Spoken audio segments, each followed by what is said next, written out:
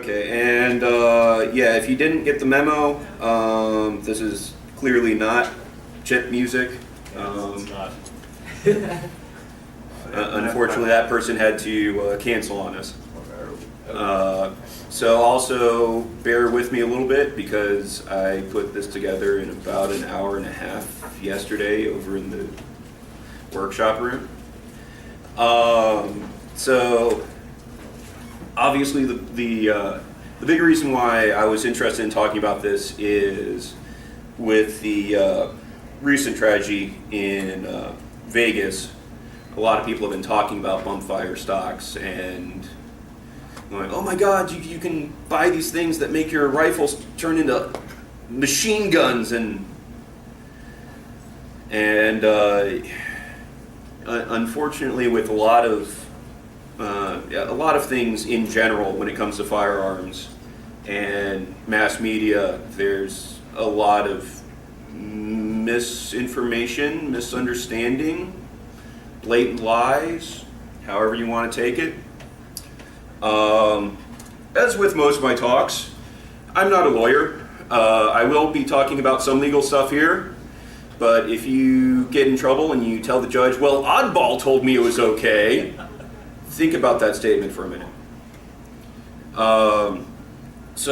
And like I said, with talking about machine guns, first, what is a machine gun? And this is pulled directly off of the ATF's website. Any weapon which shoots is designed to shoot or can readily restore to shoot automatically more than one shot without a manual reloading by a single function of a trigger, which means you pull the trigger, you hold it down, and it keeps going bang, bang, bang. The frame of or receiver of any such weapon, which is the actual gun part, and any part designed or intended solely for the exclusive or combination of parts designed with intended for use in converting a weapon into a machine gun, which means any conversion kits or any bits where if that gun doesn't have that bit, it's not a machine gun, or it doesn't enter the category of you hold the trigger down and it goes bang, bang, bang. So if a bump fire stock truly converted a rifle into a machine gun, it would already be legal. And any combination of parts, blah, blah, blah, with that last bit basically means if they catch you with, well, I have these parts for a machine gun and these parts for a machine gun, but I haven't put them together, the ATF doesn't care. They'll say, you're still in possession of a machine gun as far as we care. And that's generally true with anything where it bumps up any sort of regulation or legality. The ATF says if you have the parts to make it, then we consider you to be in possession of the finished product. So if anybody hasn't seen a bump fire stock, here's a wonderful example of one. You can see. So can I shift this forward without destroying anything? Okay, I haven't actually opened up that canister yet. There we go. Okay. So you can see there's a little bit of gap here, and that really doesn't look like that's original. And so what happens is when you fire the gun, the entirety of everything in front of this bit right here scoots back due to recoil, which this shows it after it's been fired and compresses in. The idea is you can then, without any issues, your hand is on the forestock pushing forward, and you're resetting the trigger yourself. So the rifle goes into the stock, you push it out, or the rifle goes into the stock, the trigger resets because your finger is blocked by this chunk of plastic. So the trigger actually comes forward while it's in that empty space, and then when you pull it forward, oh hey, your finger's still there, so you're pulling the trigger again. Does that make sense to everybody? Anybody unclear about that. Your finger doesn't move, it's resting against the plastic. Correct. And the whole mechanism moves back. The trigger unloads, and when it comes forward again from the recoil, or the spring from the recoil, then it hits your finger again. Now you just shot it again. Correct. You And can stop it by pulling your finger off that plastic, right? that is correct. You can do that at any time. And this is a wonderful animation showing how that works. And the thing is, bump fire stocks are a new way to do something that people have already been doing. Just makes it a little bit easier to do. Here's some examples, assuming my internet actually works. Come on. Oh, now you're not gonna.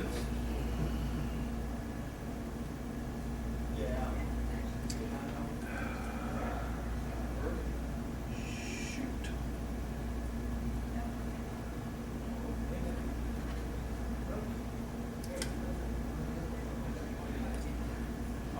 Thank you for laziness and leaving tabs open. So here's an example of someone bump firing a semi. Oops, that's not actually showing on the right screen. And what the heck are you doing?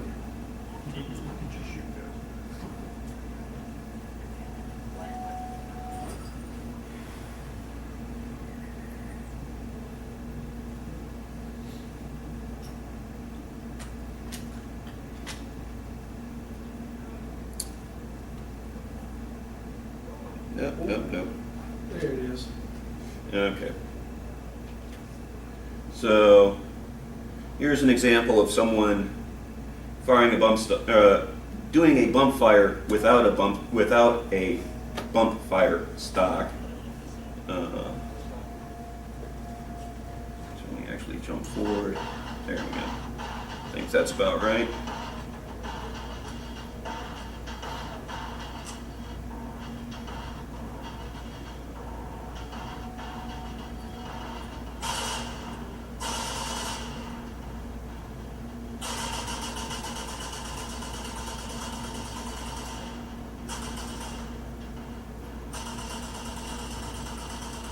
Resting his finger against his thigh, really, right? So he is putting the finger in front of the trigger and just shoving the rifle forward, and the recoil from the rifle pushes the entire rifle back, but his finger is staying in the same spot. Right. People have also done that with a stick that they've gotten off the ground and just brought and just stuck it in front of the trigger. Let's see here. It would almost be like the same concept of, you know, when you're topping off at the gas pump and you pull back on the trigger mechanism of the gas just enough that it doesn't shut it off when the fluid comes up. It Exactly. does that. Okay. Yeah. Kind of the same concept. All right. Right. Interesting.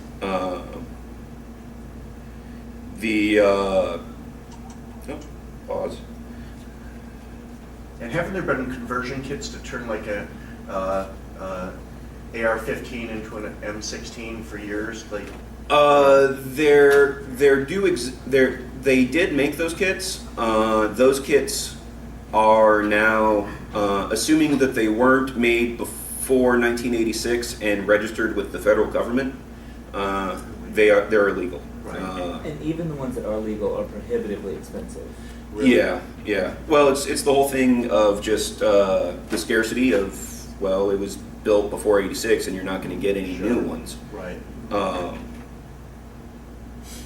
The bump firing from the hip is pretty easy. There are also folks that have figured out how to, without a special stock, doing it from the shoulder. So to add a little bit of accuracy as far as to what you're aiming at.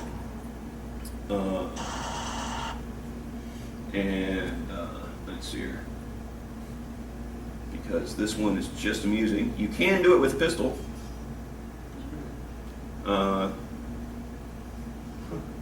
You don't have to be quite as big as that guy to do it.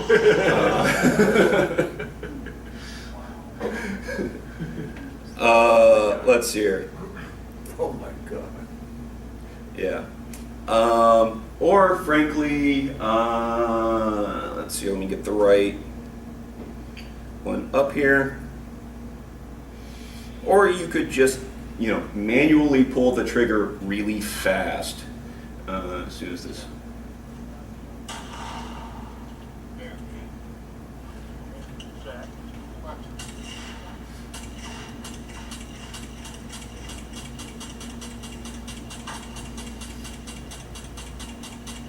Someone did try to bump fire this, but a 22 just doesn't have the recoil to do it.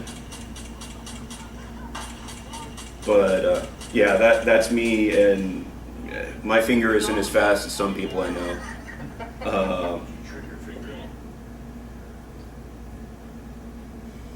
Let's see. Now for my next trick, I will move that up there. Did you go to Mount Creek this year? I have not. Every time I see it come by, I'm just thinking, dang it, I forgot about that. That's here. Also, not a machine gun. And you can kind of see the hand crank right about there. The ATF has determined that, if you're manually still having to do something, that's not holding the trigger down. Now, this is one of those situations where if you put an electric drill attached to that handle, well, then you've committed a felony. But So that still counts, because the cam in it is still, at least with like the conversion kits, it's still moving the trigger on the gun, so you're holding down. So it's the question of, are you manually doing something, or are you just pressing a button and holding it down? Okay. So it's the most literal definition of machine gun. Right? So Yeah, what if you it- gang 5 of them together with gears and pedals and you start pedaling? Find something to that- check with. That gets, as far as how exactly you design it, it might be legal. But yeah, as long as it's, and as long as you're cranking it a little bit, it goes bang, and you have to crank it a little bit more before it goes bang again. As far as the ATF is concerned, that's a semi-automatic weapon and not a machine gun. Which has caused people to, because unfortunately Gatling guns are super expensive, both to purchase and to feed, because they're usually in the old-timey ammo, which is, you're looking at $1 or $2 a round, and when you're firing 600 of them? right. So of course people have gotten a little creative, and you can buy a wee little crank to put in the trigger guard. Really? Yeah. It's a little cam in there, right? Yeah, sure. Yeah, here's a picture of one not attached to anything. So yeah, as you turn it, the cam turns and the teeth. Is that illegal? That's perfectly legal. It's perfectly legal. It's perfectly legal, because again, you have to manually operate it. If you have to move to make it shoot, then it's pretty much legal. If you can just press it one time and not have to move Not do anymore, anything. that's the Right, definition. right. And one that got me when it first came up is, and I don't have a picture of this because everybody knows what a trigger looks like, and unless if you really know what you're looking at, you're not going to be able to tell a normal trigger from a binary trigger. What binary triggers are is you pull the trigger, it goes bang. You release the trigger, it goes bang. The ATF, yeah. So, most people would consider, well, that's one trigger pull and it goes bang twice. And the ATF has actually decided that, no, that's actually 2 separate actions, and therefore legal. It has been something in skeet shooting competitions with double-barrel shotguns for a long time. And recently people have started putting them in things like AR-15s. I've seen a guy who had a quick trigger finger where he ran into the slight issue that he was operating the binary trigger too quickly for the bolt to keep up with. Yeah. So you can fire a gun insanely quickly with a binary trigger, and again, it's a semi-automatic weapon. It's two separate actions, two bangs. You were talking about adding multiple barrels together. There's a company that sells these kits where you buy, this particular instance, you buy two Ruger 22 rifles and tear everything out and throw it all away except for the receivers, and put them right there. And I believe this particular example does have a little hand crank on the back of it, and fires one barrel, then the other barrel, then back and forth. The same company also, I believe, for a while made some for using the Ruger Mini 14, which is in 5.56, the same caliber that most AR-15s are in.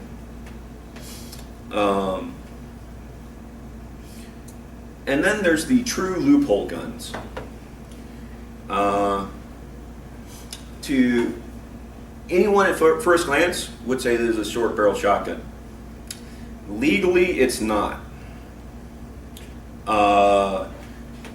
Because of all sorts of weird legal wranglings.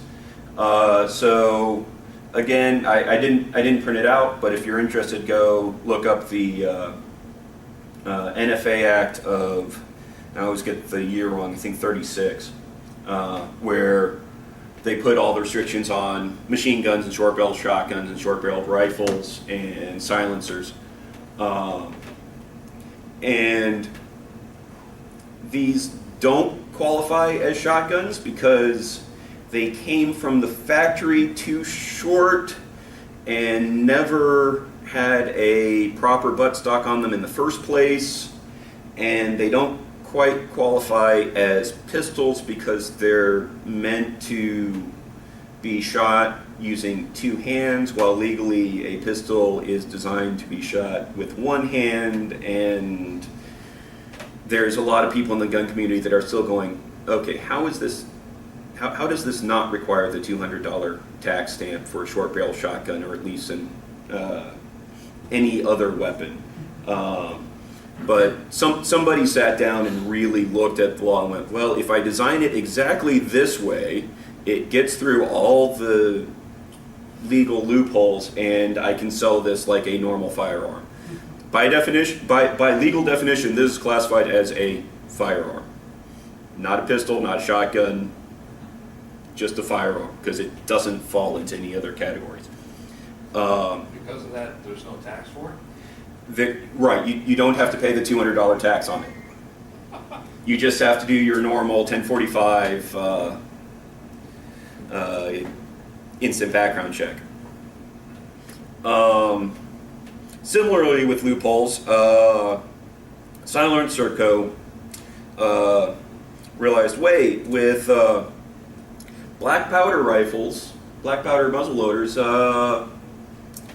those aren't those are not listed as modern firearms, and you don't actually have to go through an instant background check or anything like that for a muzzle loader or a cap and ball revolver or anything like that. So these guys decided, well, we'll weld a silencer onto it. And because a silencer is specifically defined as something to quiet the report of a firearm, which legally black powder rifles aren't listed as firearms, you don't have to get a tax stamp for this. In fact, you can order this from Silencer Co. and have it mailed to your house. And the turkeys will never hear you coming. Exactly. You can get cancer silently. You know, that second shot's going to take you a little while as you're packing the powder, but and speaking of black powder items, because at the time when the first firearms laws were created, they were going with the, well, whatever the founding fathers had, those clearly were covered by the Second Amendment, and therefore we can't restrict them at all. You can buy a cannon. Again, there's no paperwork other than, hey, do you have the couple $100 to a couple $1,000, depending on what size and all that fun stuff. And again, Balls is gonna be a little problem. what's that? Retrieving the balls might be a problem. Retrieving the balls, yeah, you don't retrieve cannonballs. They're gone. Bet you had to knock a drone right out of the sky. Yeah, if you hit, that looks like probably a maybe a 6-pound projectile. Also, surprisingly, no regulations. Flamethrowers. Oddly enough, do not try to melt the snow off your driveway in Minnesota with one. You will get into legal trouble with that. Somebody found that out the hard way. It's also a commercial. We use flame weeders on the farm, which is Exactly. insane. Yeah, it's agricultural equipment. Now, you know, flamethrowers, especially this particular model, actually using one would scare the heck out of me because, you know, Bad. fire bad, especially when you have a backpack full of fire fuel. Napalm strap on back, very bad. That, oh yeah, it is also under high pressure. Under pressure, very bad. And again, since they haven't made them since World War II, Korea, somewhere around there. Homebrew. If you want to homebrew, you go right ahead. I'm gonna be a couple cities over while you're doing it. You know, Harbor Freight makes this thing that hooks onto a propane tank.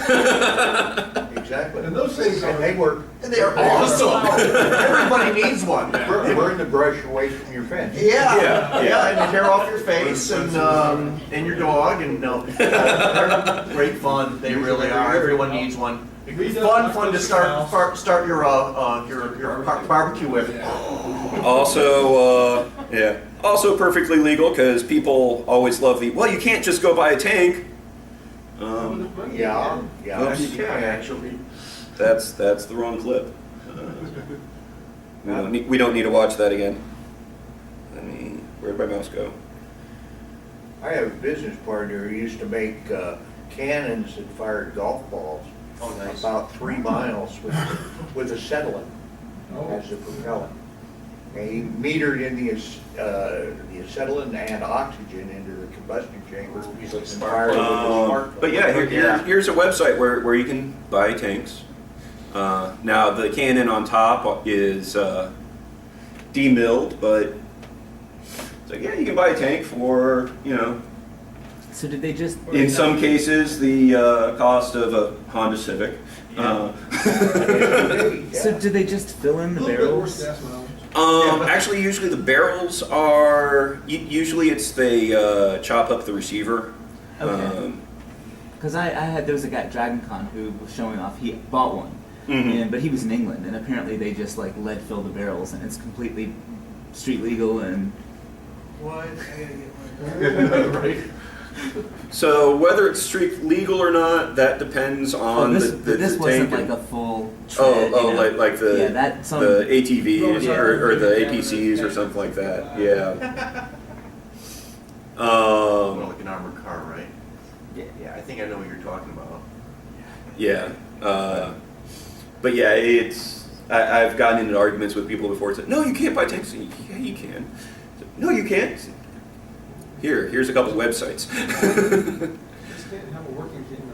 There's a guy who bought a military a jet. He basically purchased it He was like an F-16. He purchased this, purchased this, all in surplus, and Yeah. then combined them together and built it. So he has a legal civilian F-16. Yeah. That's common in the private aircraft. Yeah. Yeah. That was another part of that argument was, well, you can't buy tanks and fighter planes. Really? Here's a website for that. Here's a website for that. We It's, used to buy T-34s for $15,000. Wow. Wow. Ready to fly. Wow. Nice. nice. Good old days, huh? Good old He also tried to argue with me over, you can't build a nuclear reactor in your garage. Yes, you can. It was really? Because there's a forum full of guys that have done it. We've had one here. Yes. That's how I knew about it. There was a company in Popular Science, they used to sell the plans Yeah. for a particle accelerator and a nuclear reactor. Yeah. You can have that without registration. Yeah, a couple of years back, we had a kid that I think it was like his high school senior project. He built a nuclear reactor. But you're talking so low power, you would run but it, it you didn't turn a work, light bulb as I on for a recall. second. Here, it wouldn't perform. No. You had it working at Let's see. DragonCon. Yeah, though. we're gonna. I've been to one or two where it was working, but and yeah, some various government agencies went, yeah, when you get out of college, come talk to us, and we love I've to got a work for you. Geiger counter out in the car if you need to check on anybody. It's working. And with that in particular, I particularly loved the fact that when he bought the radioactive material, one of the agencies that came knocking and asked him the most pointed questions was actually the DEA, because they were afraid he was making meth. No, meth is made with this, not with. It's just no, I'm not making drugs. I'm just building a nuclear reactor. Don't worry. Never mind. Please don't We use don't have Sudafed. that. They're not a just three-letter right next to agency. each other. It's a common mistake. And we don't talk to them. Exactly. It was probably onto something, they knew it. It would because he was using was it deuthium and something about apparently one method of making meth uses heavy water in the hydrogen released, and it's just okay. Neat. Have you water? Yeah. For you meth producers, that's not a good way to do it. No. Yeah, I'll put it on record. I don't know anything beyond that, because why would I? And yeah, that's. I thought I was going to yak on longer than that, but It's a good quality act, though. Hey, click So- on one of those tanks. Yeah, so I'm click on curious that with the- C-72 picture. With the Yeah. tanks, I I don't wonder have like 140 grand burning a hole in my pocket, but if I did, Oh, like do they yeah. deliver it to you, or just like You so, is it want some to- guy's you job to gotta, just you gotta fly drive? out and pick it up. Probably drive it back. FOB, man. So- Drive it home. it's the low price of $140,000. You don't want to know what the shipping is. That's a lot cheaper than I would assume. Well, I imagine the marketer, those people who are doing this for motion picture tax. Motion pictures, Weird rich Reenactment. and guys. their reenactment, and Sure. there are collectors who. museums. I think in California, they let you run them down the road. Isn't that still a legal vehicle out there? Again, I don't know the laws, but I believe that depends on the particular tank and Whether it had the red. what flag. treads you have on it at the time. Yeah. They get really angry with you if you're using metal treads. Kind of chews up the asphalt a little bit. Yeah, it does. Snow tires are bad. Where's the picture? Chains. Where's the picture? Look at the other picture underneath it. There you go. That's from the Czech army. I want to get one of those French weapons that was never fired and dropped only once.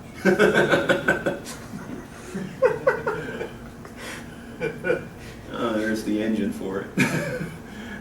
Yeah, I don't think you could take this to your local mechanic though. Yeah, It depends on your local mechanic. Yeah, it's a diesel.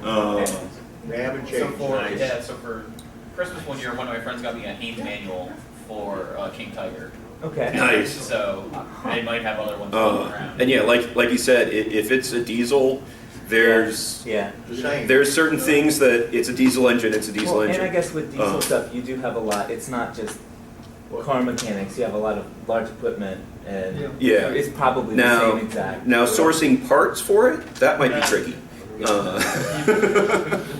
But the tolerances weren't as 3D good print. as we can manufacture today in your own shop. Yeah, yeah. Yeah, I saw Just fire up the old Bridgeport, make some tank parts. And it's a little bit of like with the older fighter planes. This is a rich man's hobby. You're going to, especially if you want them to stay in working order, you're going to put some money into it. It's so you can casually survey your estates. Absolutely, absolutely. And use it to sow the field. Farm equipment. You can adjust it on your. Turning blades taxes into for plowshares. filing your farm. Got that much money to buy something like that, I'm gonna assume you probably have enough money to have parts custom fabricated when they Yeah. break, you know? Yeah, and most of the guys that buy one of these, they probably will end up having 2, 3, 4 Yeah. Of them, Around right? the of house. tanks of some sort. Extra parts. It's like Yeah. your Volta. It's like you get a DeLorean, you buy 3 of them, so that you get your own junkyard, scrap pile. Yeah, have your parts tank out back on cement blocks. Yeah. You gotta use Jersey barriers to hold them up. When you park them around the house, neighbors don't come over. Yeah, right. And you don't have to pay. Homeowners for security Association systems. might get a People little just upset. know. Is that thing registered? Oh, funny you should say. Plates on the back. Yeah, so I wonder. So say it was street legal. I wonder if that would be covered under a standard license, or if you'd need. No, Commercial. an antique vehicle. Oh, yeah. Hey, but that's You good. can can only only drive it take on it the out on weekends and to car shows. Exactly. So you'd have to have headlights, you'd have to have turn signals. Could you signal out the top? You get your friend to be like, all right, turning left.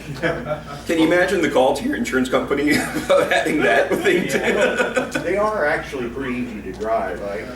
I qualified in M48 when I was in cadets. 2 levers, right? Yeah, there you go. We won't have Same to as Well, the snowmobile. and again, that Actually, it's depends already, on the model of tank you're looking at. Some of them are levers, some of them are steering wheels. Yeah. Yeah. You won't have any trouble importing it, with the DOT wanting it to be crash worthy safe. That's why you can't bring Beetles from Mexico in, because they're not Yeah. crash That's what you worthy. get your Well, my vehicle's fine. Yeah. The other guy. Perfect for your 16-year-old. No matter what No you matter do, what, go. they're safe. So where's the airbags on this thing? Does it even have seat belts? Like, we never hit anything that brings us up short enough that we need airbags. With as tight as some of those tanks are inside, it doesn't take much. So anyone got any questions about anything I've showed or talked about? Or So with since there is talk about some further legislation Mhm. on bump stocks and stuff, do you think that some of the other spring-loaded stocks will be affected, like the shock stock and stuff like that? There's a lot of concern about that, and specifically the way the bills are written. There's also a lot of concern about it being entirely too far-reaching. One of the aftermarket, probably the most popular aftermarket parts for firearms are new triggers, and specifically lighter triggers to be more accurate. And it's kind of hard to argue that a lighter trigger doesn't make it easier to fire something faster. Part of why I like talking about these things and came up with the talk was, just like with computers, we've got a bunch of folks that are trying to legislate something that they have no clue about. I'm curious about Tennessee's ownership of firearms the laws competing with the federal government. Tennessee is less restrictive on felons owning weapons rather than the Fed. That's not my understanding. Well, My when understanding you is serve your there- time in Tennessee, you can now own firearms. So generally, federal law trumps state law. Colorado proves that isn't true. Well- Yeah, and but that's only when the feds. I said generally, when the feds actually come out and say, Yeah. yes, we're going to just quietly look the other way, What they that's- actually have here. there are things on the books in Tennessee that will cause you to be unable to own firearms that won't bar you on federal level, like some of the domestic violence Domestic violence, right. and I think But- levels of drug use is lower. Okay. But anybody that would need to do that should look into it carefully, because there have been permits issued in Tennessee, knowing full well that the person had multiple felony convictions at a federal level. And the gentleman in charge of, I believe he's ranked colonel in Internal Revenue, Tennessee, I think makes the decisions. So it could be like a case by case, like if you're a it's, white collar criminal and you. Yeah, you can Uh-huh. still have weapon it's- permit. Under the Department premise of that Safety. If you served your time Yeah. and you were Yeah. never convicted of, quote, taking away your rights to own a weapon. And this was an after law that the government passed. You were never convicted of that, saying Oh. your right had been taken away by the government. Uh-huh. Technically, in some states, I know, for instance, Colorado, you can vote while you're in prison, Oh wow. and absentee ballots, right? Well, and qualifications for voting is purely up to the state. Up to the states, right? There's really no But that's a federal. federal election that you're voting in, so there's a strong tie in that direction. The states Well- only administer the federal. There's a little bit of difference with that because technically you're not voting. Your votes aren't going to a federal tally; they're going to a state tally, which the state itself then decides how it's going to spend its votes on federal elections. Electoral college concept, but still a vote for the candidate. It's one of those, yeah, in practicality it's the same thing, but on paper it's different. Which, when we're talking about the law. Yeah. But then again, in many states, and Tennessee is one of them, restoration of rights restores all rights. Yeah. Now, but does that restore the right to own a weapon by a convicted felon who's had his rights restored? Does. I think it does. I think federal recognizes restoration of rights. Okay. I could be wrong. Like I said at the beginning, I'm not a lawyer, but I think it does. In a couple of states, restoration of rights is an automatic event that occurs X period of time after you've successfully served parole. I'm guessing depending on what crime Yeah. you've committed. Because there's some felonies, like you said, in some areas where it's yes, it's a felony, but What is true is that the local people since don't it's have not a any violent idea. felony, we're not going to do further things. But unless if there's been some legal action on the state level to restore rights, the federals basically say, yeah, if you spent more than a year in jail because of an offense, we count that as a felony and we take your rights away. But it was never done at the court level. It was a administrative event that occurred after. Constitutionally, it probably wouldn't stand the test, I'm guessing. Although I'm sure somebody's tried it. You know, ever since Heller went 5-4, instead of no, this should be. It's like, what do you mean the Second Amendment doesn't give you the right to own a gun in your home? There were 4 Supreme Court judges that said no, the Second Amendment doesn't count for owning a gun in your home. So as far as the way the Supreme Court rules for constitutionality, I have to look at who that. knows? Good point. Yeah, well, a lot of my friends were celebrating that as yeah, I'm happy about it, but it scares me that we almost lost something that stupid, plain and clear.